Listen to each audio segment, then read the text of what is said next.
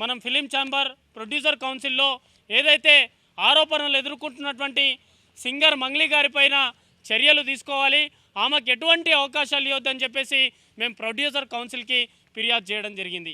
ఆ సందర్భంలోనే మేము ప్రతిరోజు ఎవిడెన్స్ గ్యాదర్ చేయడంలో మేము చాలా సీరియస్గా దాని వెనకాల పడ్డాం. ఈరోజు వేల కోట్లు పెట్టి ఈరోజు బాంబేలో కానీ, బెంగళూరులో కానీ, హైదరాబాద్లో కానీ, తర్వాత కూర్గ్లో కానీ వీళ్ళందరూ భూములు కొనడానికి సమాచారం మాకు సంపూర్ణంగా ఉంది. అలాగే బైనాన్స్ ఫైనాన్స్ ఒకటి, ఆమీర్ పటేల్ గారి పాత్ర ఒకటే, ఈ ఫోటోలో చూపించినటువంటి ఈ పాత్ర ఒకటి, ఇంకోటి ఏ బాధితుల పేరు మీద అకౌంట్ ఉంది, ఏ బినామీల పేరు మీద అకౌంట్ ఉంది, సుమారు 500 కోట్ల పైచిలకు ఈ అకౌంట్లో డబ్బులు ఉందనే సమాచారం మాకు ఉంది. అందుకే ఈరోజు మేము ప్రెస్ మీట్ పెట్టి డిపార్ట్మెంట్ వారికి తెలియజేయాలనుకుంటున్నాము. మా మంగ్లీ గారు వదిబట్లలోనే మా మధు గారి ఇంటికి వెళ్ళారు. ఏంది మధు ఒక బూత్ బంగ్లా కట్టిస్తా ఉన్నాడు, ఈ పేద ప్రజల డబ్బులన్నీ వసూలు చేసుకొని అక్కడ దేవరకొండ నియోజకవర్గంలో కానీ నా చుట్టుపక్కల ఎవరి ఇల్లు లేని హైదరాబాద్లో పెద్ద పెద్ద హైటెక్ సిటీలో ఒక్కొక్క బూత్ బంగ్లాలు మనం చూస్తూ ఉన్నాం. ఎప్పుడు అటువంటి విధంగా ఈయన ఒక రాజా మహల్ నిర్మించినప్పుడు మంగ్లీ గారు దీన్ని డిజైన్ చేశారా కాదా అనేది వాస్తవం తెలియాలి. సీరియల్ నెంబర్ 10 నుంచి 29 వరకు వచ్చింది మాకు ఒక లిస్టు. ఇది జస్ట్ ఒకటి మాత్రమే, జస్ట్ ఒక శాంపుల్ స్లిప్ మాత్రమే వాళ్ళు రిలీజ్ చేయడం జరిగింది. ఏంటిది 10వ నెంబర్ సీరియల్ నెంబర్ నుంచి 1 కాకుండా సీరియల్ నెంబర్ 10 నుంచి 20 వరకు.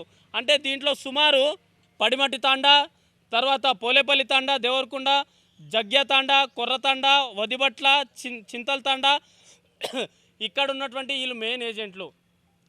కేవలం ఈ పేపర్ లెక్క పెట్టుకుంటే సుమారు 30 కోట్ల వరకు వారు ఇచ్చినటువంటి ఆధారాలు ఉన్నాయి. మరి ఈ అకౌంట్ ఎక్కడ ట్రాన్స్ఫర్ అయింది? వాళ్ళు ఇచ్చినటువంటి అగ్రిమెంట్ ఇది. ఇదంతా మధు గారికి ట్రాన్స్ఫర్ చేశారు. ఇవన్నీ మధు, రమావత్ మధు, ఇవన్నీ ఆర్టీజీఎస్, ఐఎంపిఎస్ వాటి ద్వారా ట్రాన్స్ఫర్ చేశారు. మరి ఈ డబ్బులు ఏ బైనాన్స్ అకౌంట్లో వెళ్ళాయి, ఏ అకౌంట్లో ఉన్నాయనేది తేల్చి అక్కడ ఉన్నటువంటి పేద ప్రజలకు న్యాయం చేయాలని చెప్పేసి మరోసారి నేను ఇక్కడ డిపార్ట్మెంట్ కానీ ఇక్కడ ప్రభుత్వానికి కూడా మేము రిక్వెస్ట్ చేస్తూ ఉన్నాం. Thank you. నేను ఏమంటున్నాను, మీరు ట్రాన్సాక్షన్స్కు అమౌంట్ కానీ నేను అంటలేను. ఇక్కడ 2 కాంట్రడిక్షన్స్ ఉన్నాయి. మంగ్లీ మధుకు నాకు సంబంధం లేదన్నది పాయింట్ నెంబర్ 1. అది మీ మీడియా ఛానల్ అందరి దగ్గరనే చెప్పింది. మంగ్లీ మధుకు సంబంధం లేనిది ఈ ఇంటి ఫోటోతో పాటు ఆ రోజు డ్రగ్స్ అప్పుడు దొరికిన కాడ మధు ఏ విధంగా ఉన్నాడు, దాంతోపాటు నిజాయితీపరమైన మాకు తనకు ఏ విధంగా సపోర్ట్ చేసుకుంటూ ప్రెస్ మీట్ పెట్టమని మేము అది చెయ్యం. మేము ఎప్పటికీ పేద బిడ్డల తరపు నుంచి. ఇక రెండోది ఏదైతుందో ఆ 80 లక్షల రూపాయలు ఎవరు ఇచ్చిండ్రనే దానికి నేను చెప్తున్నా. డిఫెండర్ కార్లు పోయినాయా లేదా, డిఫెండర్ కార్లు గన్మెన్తో పోయిందా లేదా, దాని తర్వాత ఎవరు ఆ శివ చౌహాన్ అనే అబ్బాయి ఉన్నాడా లేదా, అది మీరు అడగండి, అది మీరు తెలుసుకోవాలి. ఇవాళ పేద బిడ్డలు చనిపోతున్నారు, దీనికి ఆన్సర్ కావాలి మాకు. దీనికి ఎవరు ఆన్సర్ చెప్తారు? ఇవాళ దీనికి ఎవరు ఆన్సర్ చెప్తారు? నాకు సంబంధం లేదన్నారు కదా మంగ్లీ గారు, నన్ను మభ్యపెట్టిండ్రు కదా నీతి నిజాయితీ ధర్మం ఉన్నతో.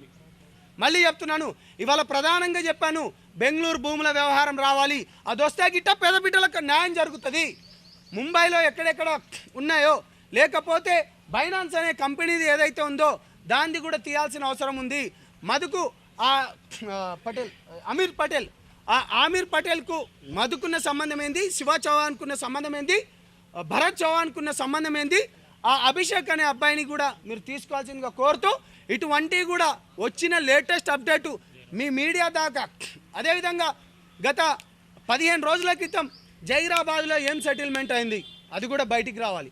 ఆ జహీరాబాద్ భూముల సెటిల్మెంట్ అయి ఎవరికి డబ్బులు ఇచ్చిండ్రు మీరు అది కూడా రావాలని తెలియజేస్తూ, పేద ప్రజల పక్షాన మీ మీడియాతో పాటు ప్రజలు కూడా అండగా ఉండాలి.